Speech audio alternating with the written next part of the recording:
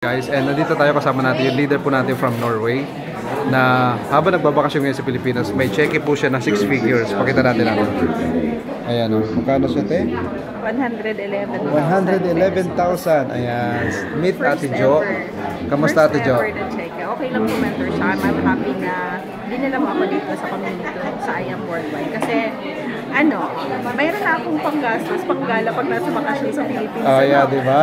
Yung mentor siya, first time ko nag-Marco Polo. Alam mo yung binayad ko. Kata sa I Am Worldwide parang 5-star hotel nga yata yun eh. Oh, wow. Isa naman sa mga goal ko yan, nagagawin ko to siya for extra income para may panggala ako pag uwi ko ng Philippines. That's right. So sa mga dyan na nagtatanong paano gagawin, contact me and mentor siya. Kasi magkaka-check din kayo. Kasi totoo naman talaga, ayun no, napuntahan ko talaga si I Am Worldwide. Ayan. Correct. First time nyo rin po dito. First time ever ko talaga sa Calling Ophilia. Ophelia Napaka-amaze na queuing number feeling ko talaga kasi dati nakikita ko lang siya sa Proceed to cashier madali ng mga debit. mentors natin, sa Zoom meetings natin. Pero ngayon, personally na-experience ko na talaga. Ang ganda ng office natin. So, Yes.